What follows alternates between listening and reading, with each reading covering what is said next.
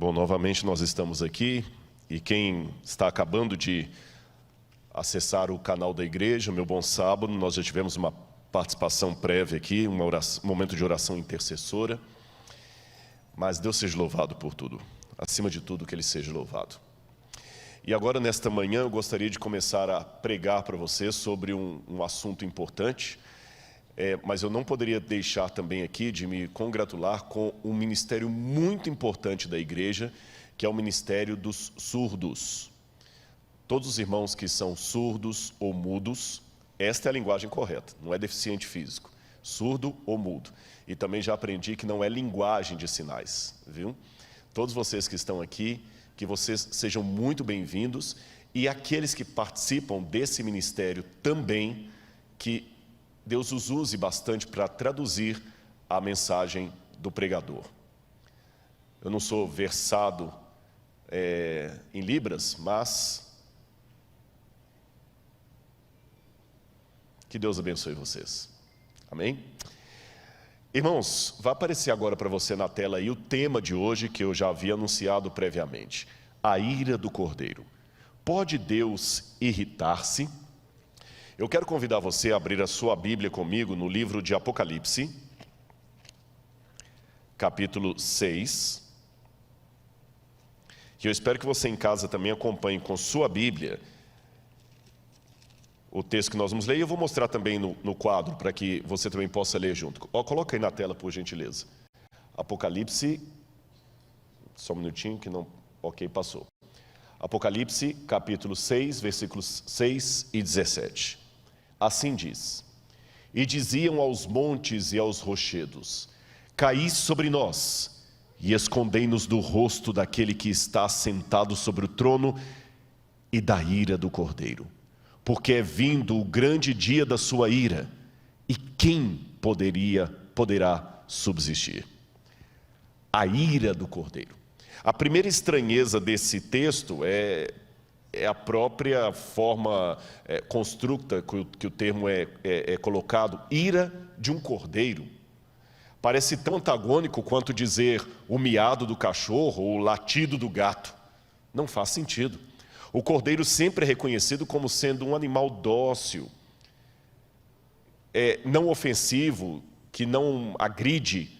É lógico que alguns carneiros podem dar amarradas e chifres em alguém, bater e ser perigoso, mas o cordeiro, ou como diz no grego, arnion, quer dizer um cordeirinho mesmo, um filhotinho, simples.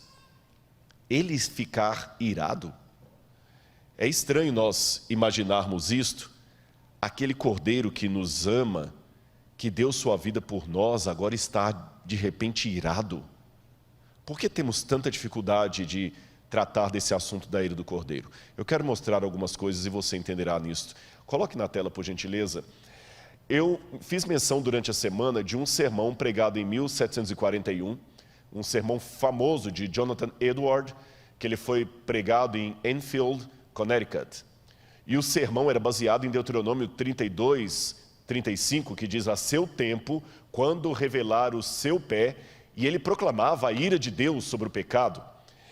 Os historiadores que colocam esse sermão de Jonathan Edwards como sendo um dos mais famosos sermões do mundo, eu fiz menção disso durante a semana, diziam que enquanto ele descrevia a cena do juízo de Deus e as labaredas do inferno abrindo a sua boca e engolindo os pecadores, que as pessoas ficavam tremendo, tão apavoradas, que elas se seguravam nos bancos da igreja com medo do chão desaparecer sob os seus pés e elas serem engolidas.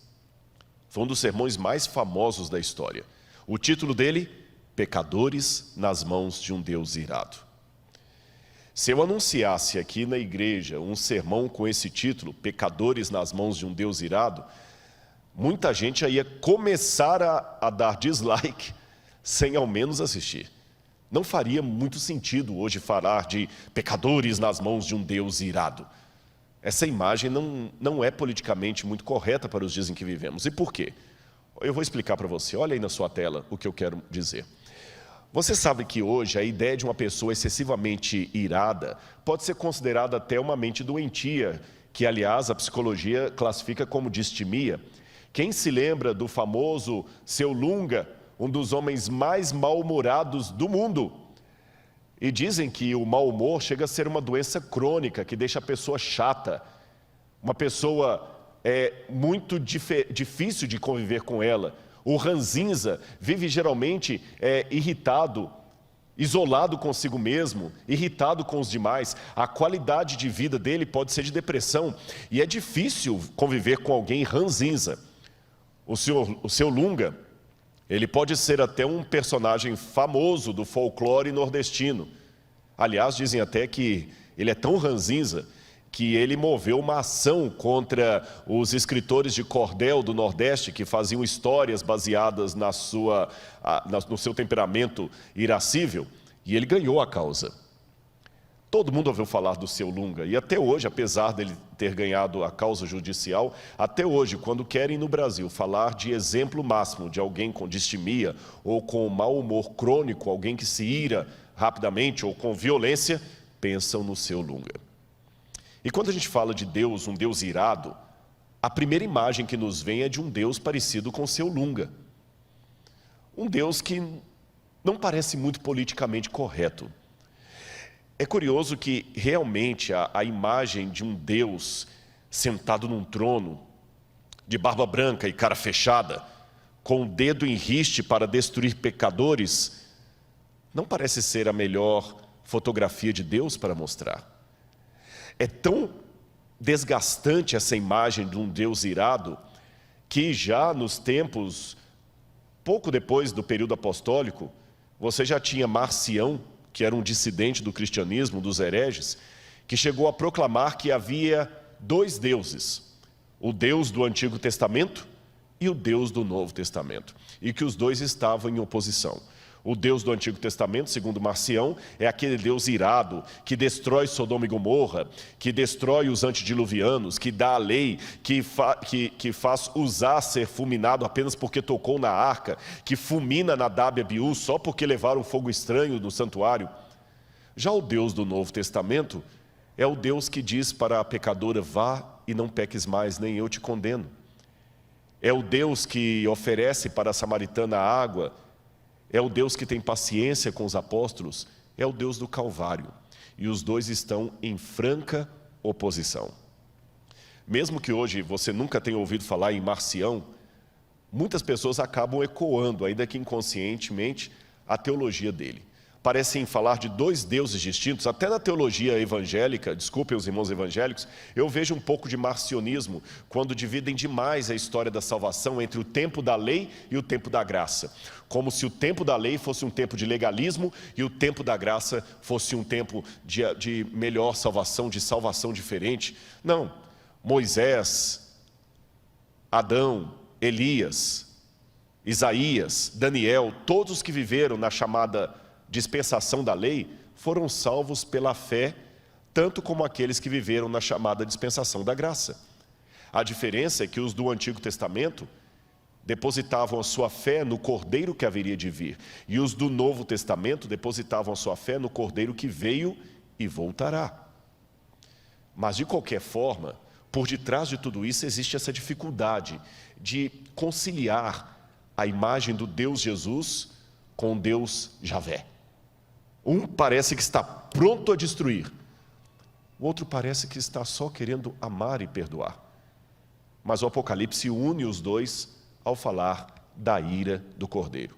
Eu quero mostrar outra imagem para vocês. Você já ouviu falar no mito das fúrias? As fúrias eram divindades romanas que seriam irmãs encarregadas da vingança por um crime cometido. A própria palavra fúria, que vem do latim, é uma palavra que remete a essas divindades da mitologia romana e que também havia na mitologia grega. As fúrias, elas atormentavam tanto uma pessoa que até quando a sua alma ia para o Tártaros, elas iam atrás da pessoa atormentando pelos crimes que ele fez. Então a ideia da palavra fúria, de onde vem a palavra furacão, significa pessoas que querem atormentar. Então quando você fala da fúria de Deus, da ira de Deus, parece uma imagem das fúrias lá do Império Romano. Aliás, olha aí no seu quadro, eu quero ainda continuar essa ideia da mitologia e falar que também na mitologia grega, Hesíodo falava que quando o titã Cronos castrou seu pai Urano, ele jogou a sua genitália no mar. E as eríneas seriam a versão grega das fúrias.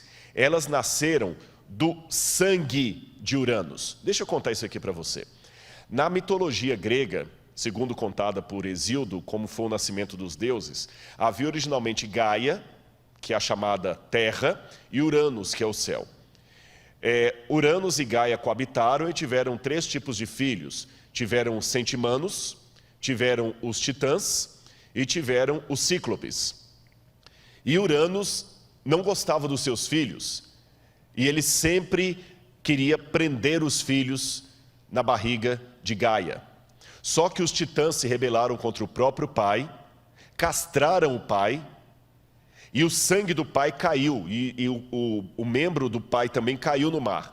E ao cair no mar, aquela espuma que formou, tudo que bate na água do mar forma uma espuma, dessa espuma nasceu Afrodite. Mas do sangue nasceram as fúrias.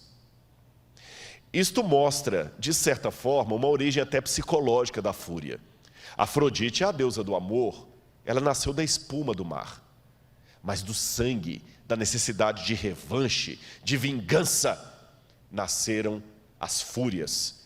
E quando a gente fala de um Deus que se ira, que se vinga, a primeira sensação que nós temos é de raiva, é de não aceitar esse Deus. Não é a melhor imagem para apresentar para alguém. Mas se eu tenho que ser fiel à Bíblia, eu tenho que ser fiel à Bíblia como um todo. Tão nocivo quanto rejeitar a palavra de Deus é eleger apenas as verdades que me são convenientes. Há pessoas que são ateias, elas rejeitam a Bíblia como palavra de Deus. Há outros que também são ateus teóricos, porque eles só elegem da Bíblia as verdades que lhes são convenientes e tenta esconder ou não mencionar as verdades que são incômodas. Eu reconheço perante todos que estão comigo que dizer que Deus se ira, que Ele se irrita, é uma verdade incômoda, mas ela está na Bíblia, fala da ira do Cordeiro. Numa época do politicamente correto, que a gente tem que tomar cuidado até com a nomenclatura que se usa, por isso até que eu expliquei, porque eu estou falando de surdo e mudo aqui, porque alguém pode achar que eu estou falando errado. Alguns defendem que você tem que falar preto, outros falam que tem que ser negro, alguns falam que é homossexualismo, outros falam que é homossexualidade. Numa época de tanta linguagem politicamente correta, que você tem que medir cada frase, alguns acham que se eu cumprimentar boa noite a todos, eu já estou sendo machista e patriarcal, porque eu tenho que falar boa noite a todos e a todas, e assim por diante. Mas quando eu vou a Romanos, capítulo 1, lá não usa essa linguagem politicamente correta, lá fala: a ira de Deus se revela do céu contra toda forma de impiedade dos homens, porque eles deixaram o contato natural das mulheres, se inflamando homem com homem, e Deus os entregou às suas vis situações, a ira do céu. E quando você vai no grego, lá está, reorgeto teu, orge, a ira de Deus em grego, orgeto teu, orge, é aquela ira que vem das entranhas, aquela indignação, não é uma raivazinha qualquer. Vamos continuar o nosso passeio aqui para aprender mais alguma coisa. O problema hoje, e isso aqui eu digo em primeira pessoa do singular, eu, Rodrigo, confesso para vocês os problemas que eu tenho em pregar sobre a ira de Deus. E eu até coloquei como título de propósito desse slide, o problema com a ira de Deus no mundo de likes. Eu vou explicar para você o que eu quis dizer com isso. E repito, nesse ponto aqui, ainda que é aparente, eu não estou julgando indireta para ninguém, ainda que aparente, eu não estou pensando em outra pessoa senão eu mesmo. Eu estou expondo para vocês nesse slide a minha impressão, estou fazendo aqui uma sociologia da religião, se me permitem, a minha impressão do que aconteceu no púlpito cristão nos últimos anos, especialmente o púlpito adventista, mas os irmãos assembleanos, presbiterianos, batistas, católicos que estão me assistindo, e de outras religiões, podem fazer essa percepção também, e vocês verão que talvez na igreja de vocês a situação não é muito diferente. Tá bem? A situação não é muito diferente. O que eu percebo?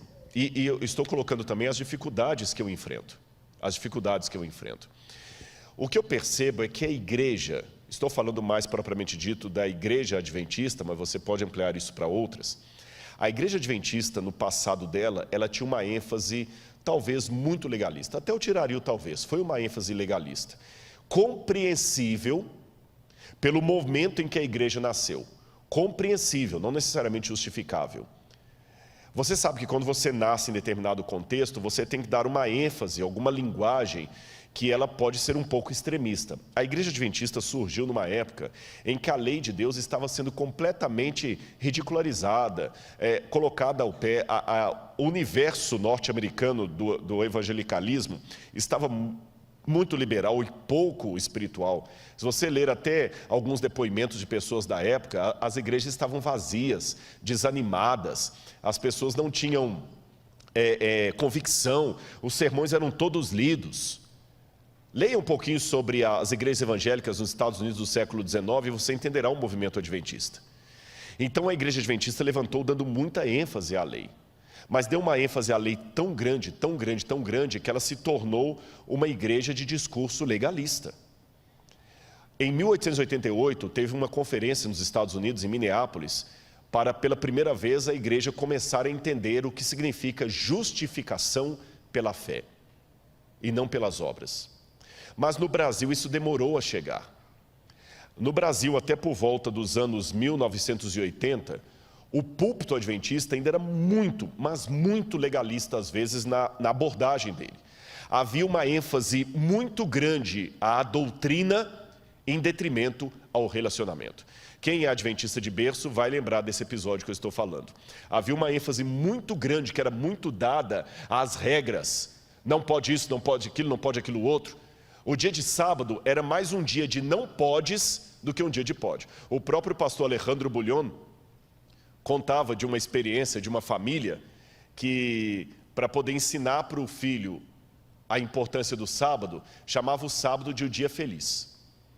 E quando chegava no sábado, papai, o senhor pode brincar comigo? Não, eu não posso brincar com você hoje. Por quê? Porque hoje é o dia feliz, está lembrado? Ah, tá bom.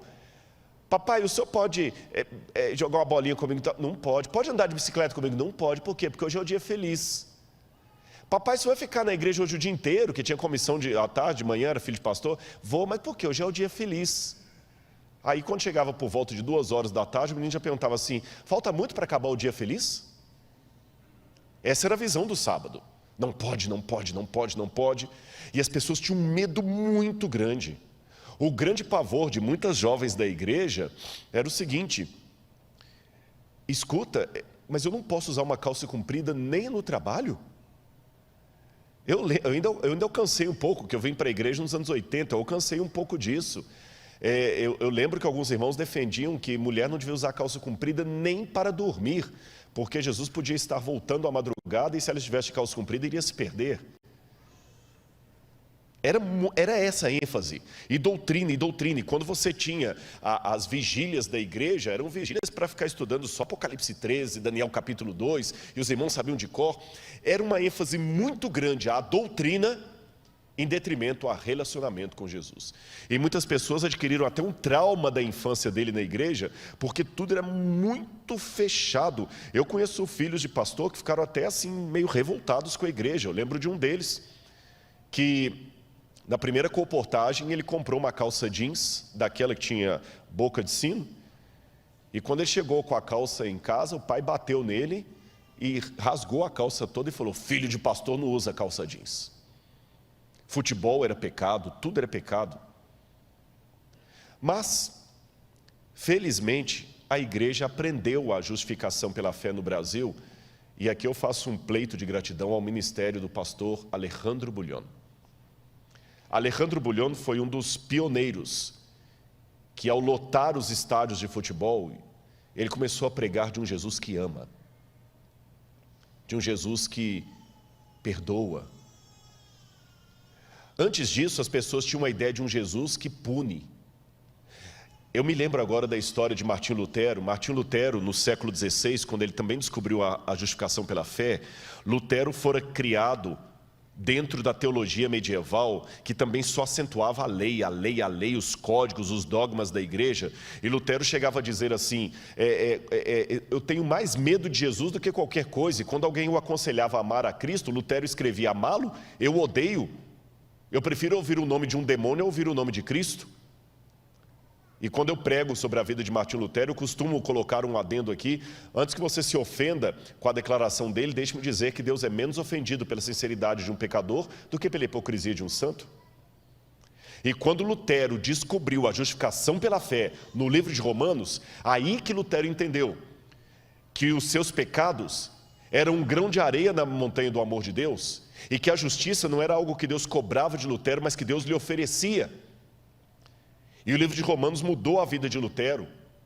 E o estudo da justificação pela fé também mudou a vida do pastor Alejandro Bullion.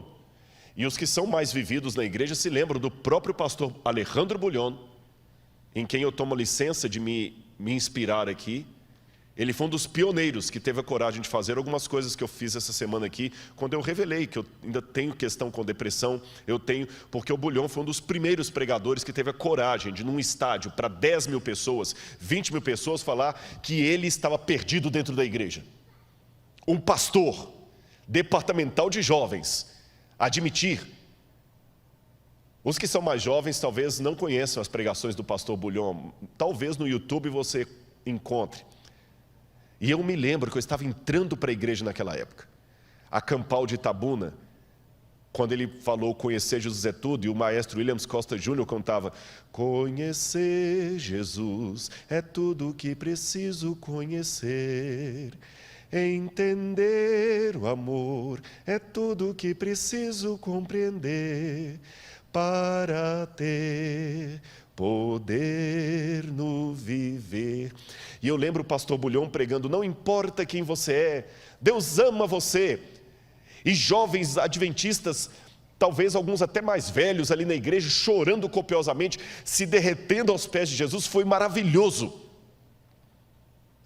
Mas depois da era do pastor Bullion, e com ele também vieram livros como do Dick Wynne, que escreveu a meditação O Amor que Restaura, Morris Vanden, que escreveu o livro Como Conhecer a Deus, um plano de 5 dias, livros que revolucionaram a igreja.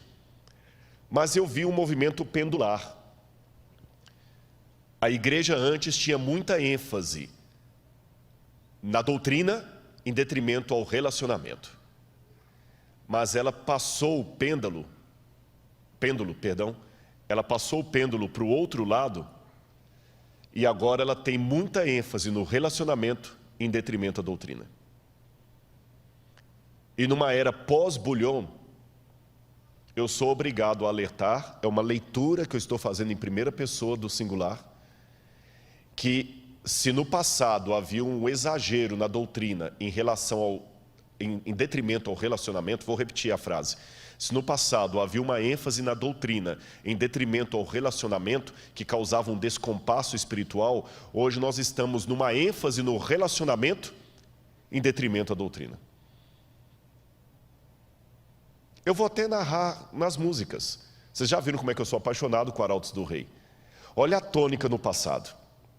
Se Jesus viesse hoje, qual seria teu sentir?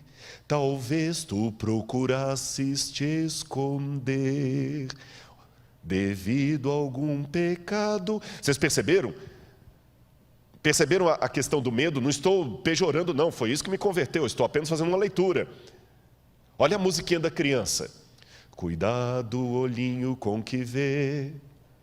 Cuidado, olhinho com que vê, Deus lá no céu está olhando para você.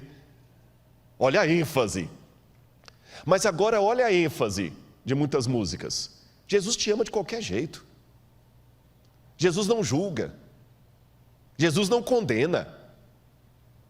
É quase que uma sensação, desculpem a paródia que eu vou fazer, mas a sensação escatológica que eu sinto é essa: que depois do milênio, os ímpios vão ressuscitar, e quando Jesus for mandar descer o fogo do céu para... Não, Senhor, não faça isso, nós somos a coisa mais linda que o Senhor criou. O Senhor não vai ter coragem de destruir a gente, o Senhor não condena. Aí Deus, como um pai laço, dirá: vocês sabem que eu tenho coração mole, né? Eu não tenho coragem de destruir vocês. Desculpa, gente, eu sei que eu falei que eu ia descer o fogo, mas não dá, eu não tenho coragem, desculpa, eu não tenho. Quem é mãe me entende, né? Eu não vou ter coragem. Abra as portas da Nova Jerusalém, deixa todo mundo entrar, até Satanás e os anjos também, entrem para cá. Eu tenho coração mole, eu não vou deixar ninguém ir para o inferno. Desculpe a paródia, mas se com muito respeito eu fiz essa leitura da visão do passado, é a autocrítica que eu faço da geração a qual eu pertenço. Então, quando eu vou ao Apocalipse e leio sobre a ira do Cordeiro, eu tento, repito, estou falando a primeira pessoa do singular, eu tento equilibrar esta relação entre doutrina e relacionamento, entre amor e santificação. Porque eu sei que se eu pregar só um lado, eu estarei pregando um evangelho manco. E um evangelho manco é como um carro de 3 rodas. Não vai para lado nenhum. E de carro que não vai para lado nenhum, o pastor entende. O dele está no concerto tem 2 semanas. Perceberam?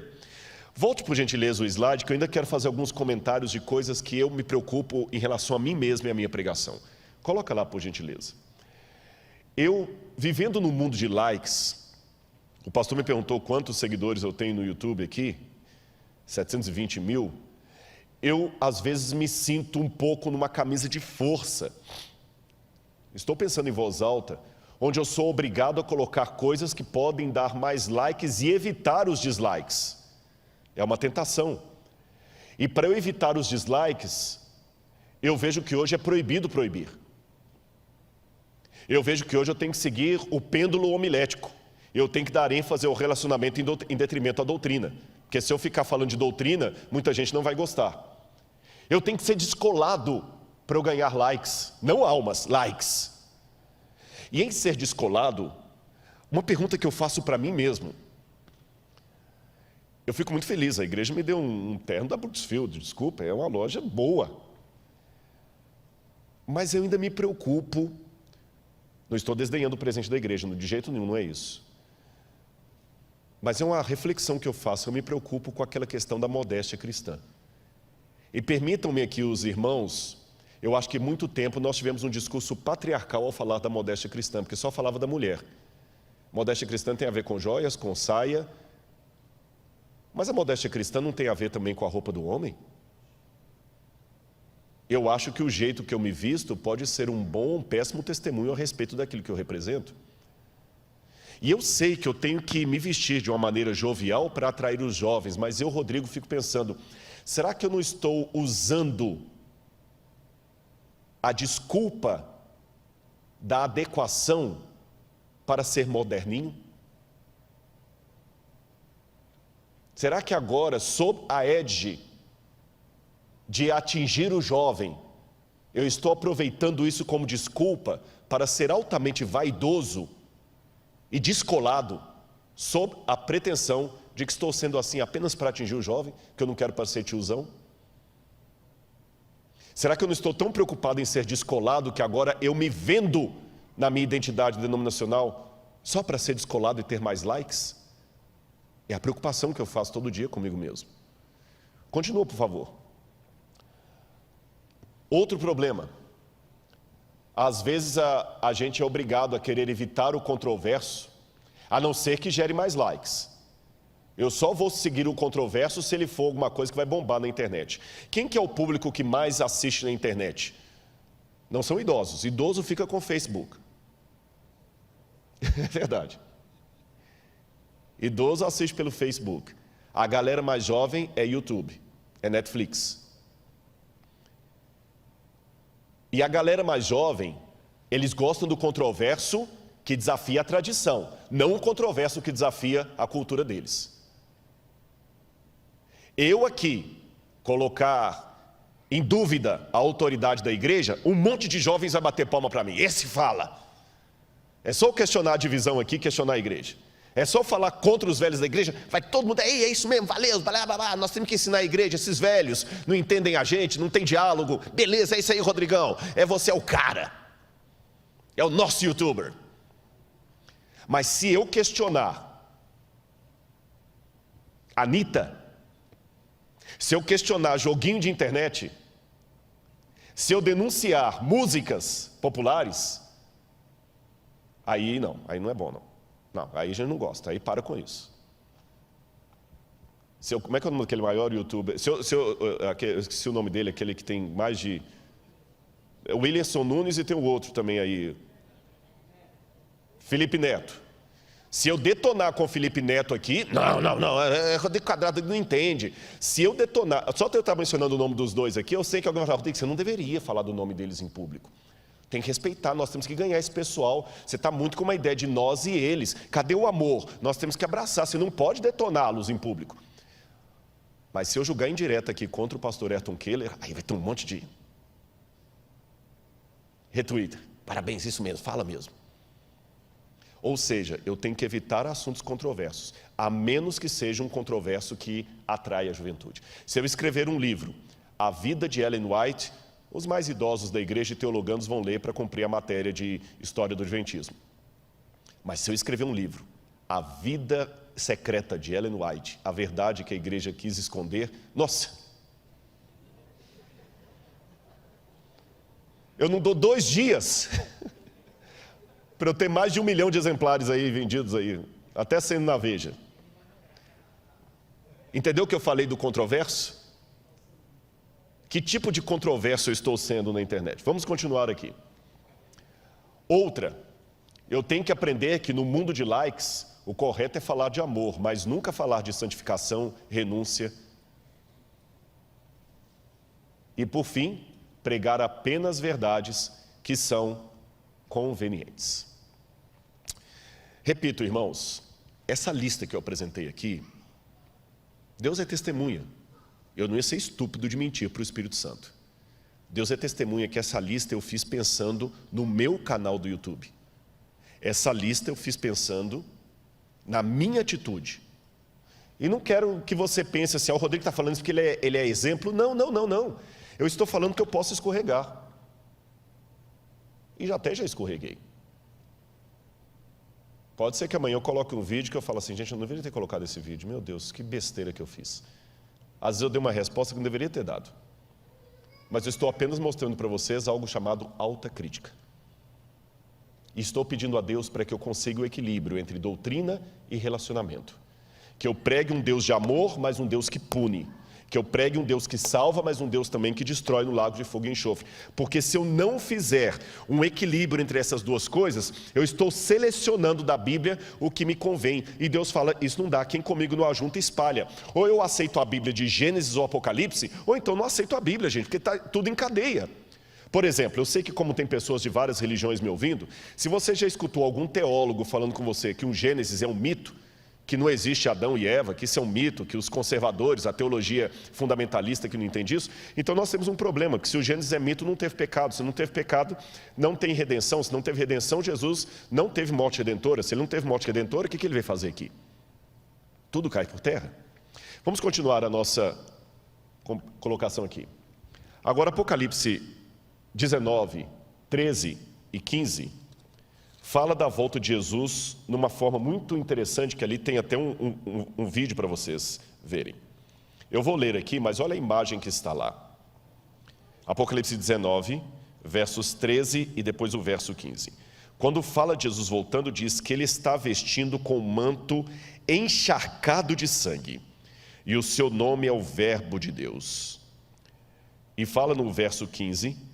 da sua boca sai uma espada afiada para com ela ferir as nações. Ele mesmo as regerá com cetro de ferro. Ele mesmo é o que pisa o lagar do vinho, do furor da ira do Deus Todo-Poderoso. Eu já vi pessoas pregando, pois é, Jesus voltando com as manchas de sangue na sua roupa, o sangue redentor que ele derramou na cruz do Calvário. Com todo respeito aos irmãos que entendem assim, eu discordo. Esse sangue que está nas vestes de Jesus não é o sangue que ele derramou na cruz do Calvário. Sabem que sangue é esse? A imagem é dantesca. É o sangue dos ímpios que ele está pisando, porque a Bíblia fala que ele vem para pisar o lagar do furor, da ira do Deus Todo-Poderoso. E é desse pisado do lagar, do furor, que ele tira aquele vinho amargo e distribui a 7 anjos em 7 taças, para derramarem sobre o sol, sobre a lua, sobre o mar, sobre os adoradores da besta, as pragas que vão cair depois do fechamento da porta da graça, e que eu falei que gotas delas já estão sendo derramadas hoje, gotas, para a gente ter uma ideia do que vai acontecer depois. Olha essa imagem que eu vou mostrar para você, e você vai ver o que é um lagar, que muita gente não sabe o que é um lagar. Biblicamente falando, o lagar, só um minutinho, fugiu aqui um, o lagar está aí. Esta é a imagem do lagar. O lagar geralmente é como se fosse uma piscina feita na pedra, retangular, e você coloca as uvas ali, e quando você coloca as uvas ali, você coloca 2 ou mais pessoas, e eles colocam essa corda em cima para ele segurar na corda para se firmar, e enquanto a corda está ali, ele vai pisando o lagar. Por que ele sempre, para fazer o vinho, tem que pisar nele? É porque se você apertar a uva com qualquer instrumento que não seja o seu pé, você vai quebrar, além de esmagar a uva, você vai quebrar o caroço que está dentro dela, e ele derrama um óleo amargoso que estraga o vinho. Então o pé é macio bastante para não quebrar o caroço, mas firme o bastante para esmagar a uva. Volto de novo à imagem. Olha quando ele pisa o lagar, evidentemente que as vestes deles ficam todas salpicadas daquele tom tinto do vinho. É essa imagem do lagar que Jesus usa no Apocalipse. Só que ali ele está falando do lagar da cólera de Deus. E você fala, Rodrigo, então Deus se ira, sim. E por que ele se ira? Por que ele se irrita tanto? Eu quero mostrar a você o quadro. Antes de colocar lá, deixe-me falar a razão disso. Você sabe que quando a palavra shalom é usada em hebraico, às vezes traduzir não é fácil, por isso que de uma maneira muito injusta, porque eu admiro e parabenizo o trabalho dos tradutores, mas de maneira muito injusta, diziam os italianos que tradutor e traditório. O tradutor é um traidor, porque às vezes traduzir ao pé da letra não é fácil. A palavra não tem a mesma abrangência. A palavra shalom é uma dessas. Quando a gente fala em shalom em português, você imagina sempre a paz, pronto, serenidade. Eirene no grego, paz, pati em latim. Mas shalom em hebraico é mais do que paz, serenidade. Shalom significa bem-estar em tudo. Shalom significa segurança. Shalom significa proteção. Shalom significa prosperidade. Shalom significa realmente confiança em Deus. Shalom é uma coisa que só Deus pode trazer. Por isso que os judeus se cumprimentam dizendo shalom, Shabbat shalom, shalom, shalom. E shalom é uma coisa tão forte, tão divina, que Deus declara guerra ao mal para estabelecer a shalom. De modo que shalom não é necessariamente a ausência de conflito, é comprar a briga para trazer a paz. Uma vez perguntaram a Marvel Moore, que era editor da revista Sign of the Times, por que Deus é tão bravo assim na Bíblia? Eu não gosto dessa imagem de Deus. Um Deus que vem com violência. É muito violenta essa descrição da volta de Jesus. E Michael Moore, como era editor da revista Sign of the Times, que era uma revista popular nos Estados Unidos, que vendia na colportagem, uma revista missionária, ele respondeu de maneira brilhante. Eu vou mostrar a foto do Michael Moore, do Marvel Moore para vocês aqui. Só um minutinho, deixa eu colocar lá na tela. Pode colocar lá, por favor. Está para trás aqui. Aqui, não, acho que passou já. Não tem problema, eu pensei que eu tinha colocado a foto dele, eu não coloquei, não tem problema, ignore. O Marvel Moore, eu vou responder o que ele disse. Ele virou para o homem que estava disgusting, né, com a atitude de Deus, de ser um Deus que pune, que ira, bravo. Essa imagem não é muito boa. E o Moore respondeu para ele assim, sabe por que Deus é tão bravo assim na Bíblia? Eu vou dizer a você. Como você reagiria se chegasse em casa e pegasse um desconhecido tentando violentar a sua filha caçula? O que você faria? Qual seria o seu sentimento? O homem respondeu: seria de raiva absoluta, de ir acima de tudo. Eu ia voar naquele camarada para proteger minha filha. E Moore diz: pois você acabou de descrever o sentimento de Deus. Eu sei que os sentimentos de Deus são superiores ao nosso. Eu sei disso. Mas eles não são totalmente desassociados do nosso. Quando eu digo que os sentimentos de Deus são superiores aos meus, é porque a comparação não é exata. Nós falamos de Deus por analogia, não por verossimilhança. É por analogia. Por exemplo, eu amo, Deus também ama. Mas eu não amo como Deus ama, porque Deus é amor. Eu não sou amor. A essência de Deus é amar. A minha não. Porque eu amo, mas eu poderia não amar. Deus não tem como não amar. Deus é pai, mas Deus não é pai como um homem normal é pai. Porque o homem, para ser pai, tem que ter uma mulher com a qual ele tem relação sexual e nasce uma criança. Deus gera filhos sem precisar ter uma parceira, uma companheira. Entendeu?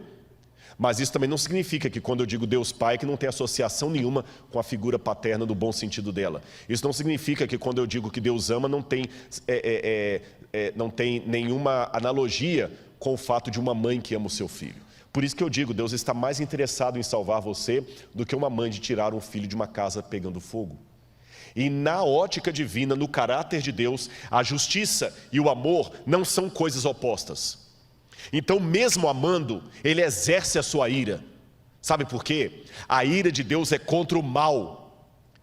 Então, quando ele acerta os ímpios, não é os ímpios que ele quer acertar, mas o mal que eles incorporam. É como se eu falasse assim: saia da frente porque eu vou ter que atirar. E você não sai da frente. Você não é o meu alvo. O meu alvo é quem está atrás de você. Mas por você não aceitar sair da frente, eu acabo acertando você. Quando Deus coloca a ira dele sobre os ímpios, não é os ímpios que ele quer acertar, é o mal que eles não querem deixar. Aquela imagem do lago de fogo e enxofre é Cristo também chorando, porque eles não precisavam estar ali, porque ele enfrentou o lago de fogo e enxofre por eles. Por outro lado, a ira dele é justamente pelos problemas que você passou. Eu quero mostrar uma última imagem para vocês. Essa imagem aqui, que vai aparecer na tela agora, é uma imagem real de policiais estourando um cativeiro. Eu lembro dessa reportagem. Volta para mim, por favor. Essa reportagem é muito semelhante a várias outras que você já ouviu falar. A filha de um empresário foi apanhada num cativeiro, como tantos outros. E às vezes o sequestrador, ele é covarde, ele é cruel, ele é mau, ele é ímpio. Lembra o irmão daquela dupla sertaneja, não sei se é o Leandro e o Leonardo, que eles cortaram a orelha do rapaz e mandaram para a família? Agora imagina a aflição da família. E essa menina estava, se eu não me engano, há semanas na mão dos sequestradores. E a polícia conseguiu descobrir, através da inteligência, onde aquela menina estava. E a polícia foi estourar o cativeiro.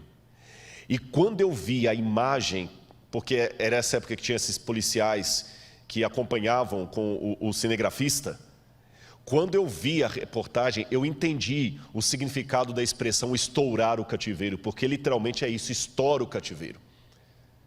E até o apresentador, que também entendia do mundo policial, explicava para todos, na época, telespectadores, hoje não se usa mais essa expressão, hoje é só espectadores, porque muitos vêm pela internet, mas os telespectadores, ele explicava o porquê daquilo ali. Ele queria dizer, olha, eles têm que fazer isso porque é um jogo psicológico. Eles têm que mostrar para o bandido que eles estão com raiva do que ele fez e que a sociedade está indignada. Isso torna o bandido desnorteado. E, irmãos, foi muita coisa. Parecia cena de filme de guerra, cena de guerra. Aqueles dois policiais que estavam indo no mato não eram ninguém perto do grande batalhão que estava ali. Eles foram primeiro, assim, de maneira silenciosa, com cães farejadores, já sabiam a casa onde estava a menina, tinha uns 2 ou 3, não lembro, miliantes lá dentro. E de repente, quando o comandante deu o sinal pelo rádio, todos parece que eram ensaiados. Fizeram barulho ao mesmo tempo, apareceu um helicóptero não sei de onde, começaram a jogar bombas de efeito, com bomba, aquela coisa, e o cara tipo um megafone, dizendo assim, a casa caiu, parado, e começou um pulando para lá, mas engraçado, que eu repito, eu não lembro quantos miliantes estavam na casa, mas eles saíam, eu digo mesmo, como rato, sabe quando você dedetiza uma casa e começa a sair aquele monte de barato ou rato do bueiro? Foi assim, eles começaram a pular, um pulou, o outro pulou, daqui a pouco um pulou, o policial estava com o repórter atrás, baixa, a casa caiu, abaixa, o cara estava sem camisa assim, abaixou, e o sniper assim, bomba, e alguns começaram a atirar para cima, mas foi uma coisa tremenda.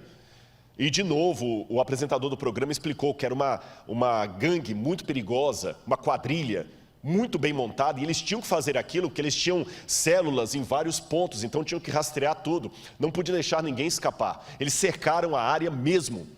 E é lógico que todo aquele barulho, toda aquela explosão e cachorro latindo, aquela coisa que assustou os bandidos, assustou evidentemente a moça que já estava apavorada. Num primeiro momento, ela não ficou aliviada, ficou apavorada, ela entrou em choque. E automaticamente já veio uma policial feminina, parecia que estava chuvoso aquele dia, e a policial feminina já colocou um cobertor, né? Falou, calma, parece que a policial tinha até treinamento em psicologia, calma, estou com você, tá tudo, já vieram os paramédicos, e ela tremendo, sem entender, você viu que ela saiu meio trêmula, calma, você, e eu lembro, ela falou assim, você está salvo, eles colocaram um quadriculado no rosto da menina, você está salvo. O seu pai mandou buscar você.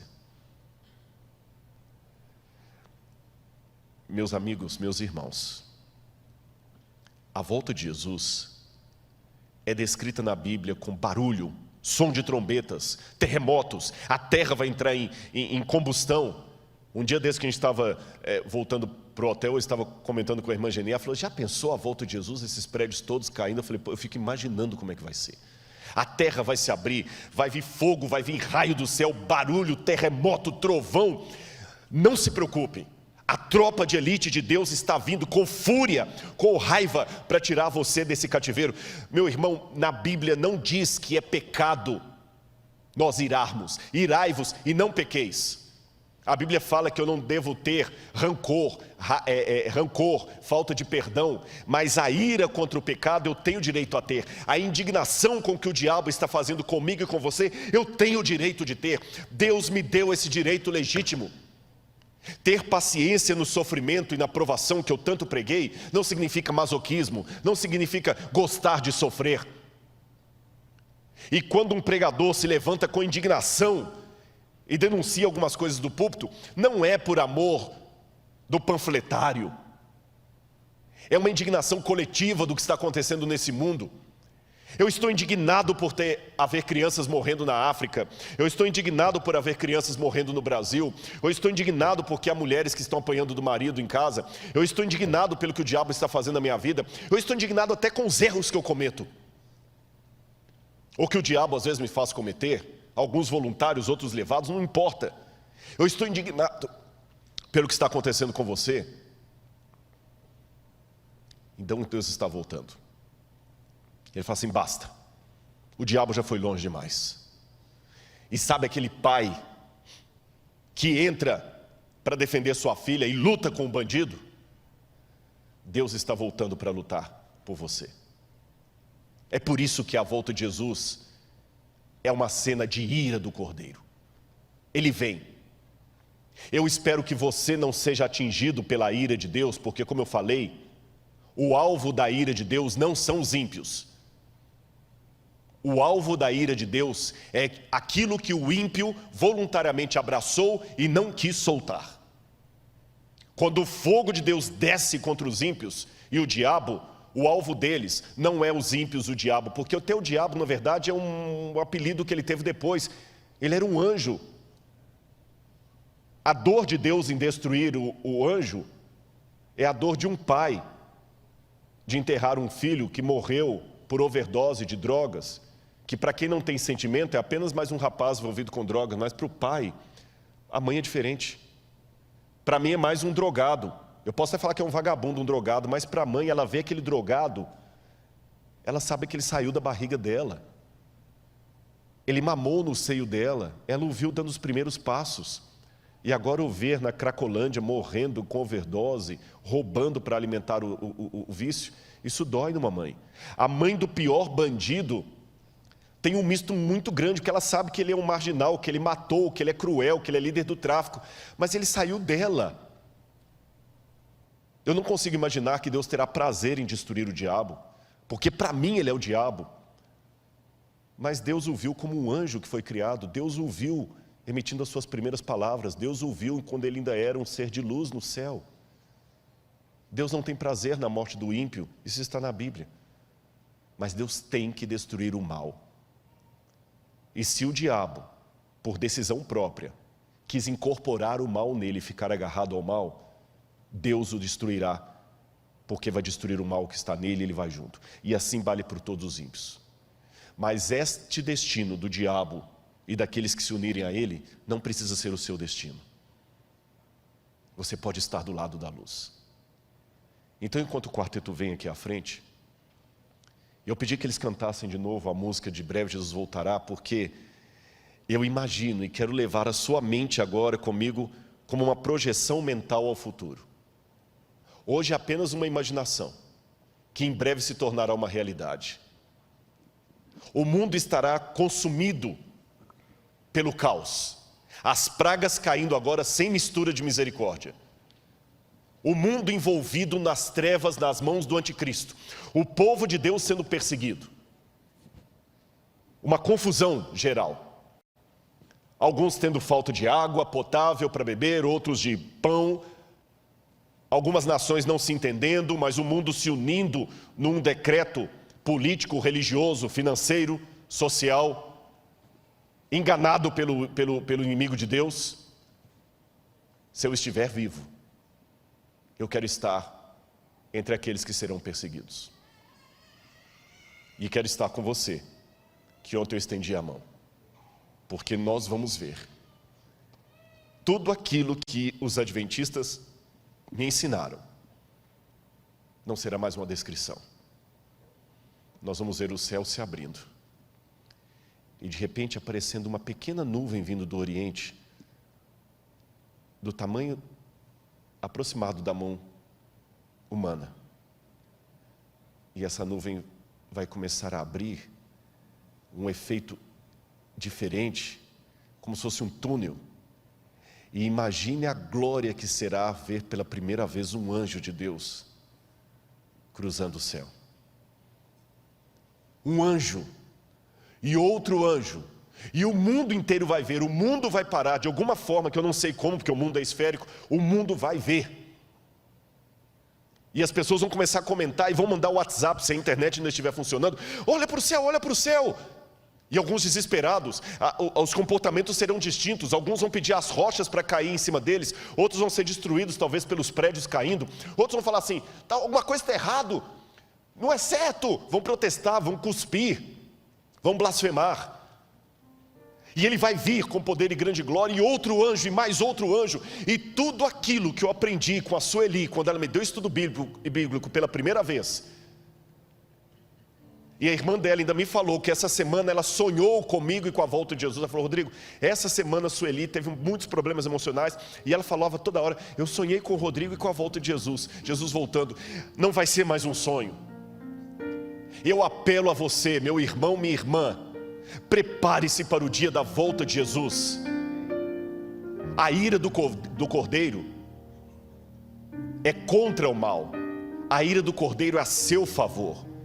Lembre-se agora, em nome de Jesus, de tudo que o diabo já fez com você, as lágrimas que você derramou, lembre as ofensas que você recebeu, as injúrias, as doenças que você teve que enfrentar, as orações não respondidas, as perguntas que você fez sem ter entendimento. Lembre as vezes que você só fez o bem e só teve problemas. Lembre as vezes que você foi um Jó do século 21. Lembra todos os momentos de dor. E entenda, Deus está indignado. Ele está indignado todas as vezes que você sofreu problema de racismo, todas as vezes que você sofreu problema de indignação, todas as vezes que você sofreu violência doméstica, Ele está indignado. Também está indignado todas as vezes que você pecou, porque Ele perdoou você, mas Ele sabe o que levou você ao pecado, e Ele vai voltar com poder e grande glória. Breve Jesus voltará, e eu quero estar com você naquele dia. Esta música, para mim, com as várias versões que ela já teve, deveria ser o hino oficial da Igreja Adventista do Sétimo Dia. A volta de Jesus. Eu ainda creio, e quero ter você comigo. Preste atenção nessa música. Diz: certamente venho sem demora. Amém. Ora vem, Senhor Jesus. Vamos orar? Feche o seu olho agora e vamos orar ao nosso Deus. Volta, Senhor. Vem buscar o teu povo. Nós estamos cansados desse mundo, ó Pai. Porém, mais do que ver um mar de vidro, mais do que viver eternamente, mais do que ter o pão da vida, nós queremos ver o nosso Jesus. Nós queremos o céu porque teremos a companhia de Cristo para sempre. Fica conosco, ó Deus. Eu procurei fazer a minha parte aqui, usado por Ti. Que o Teu nome seja louvado por tudo e pelas pessoas que estão sendo ganhas por Tua palavra. Eu abençoo a todos agora, com a bênção do Deus de Abraão, de Isaque e de Jacó. Cuida dos Teus filhos, por amor do Teu nome. Amém, Senhor. Foi um prazer estar com você, que Deus abençoe você ricamente. E lembre-se, dia 7 de outubro, dia 10 de outubro, nós estaremos de volta aqui para a Maratona Espiritual. Um bom sábado, que Deus abençoe a todos. Amém.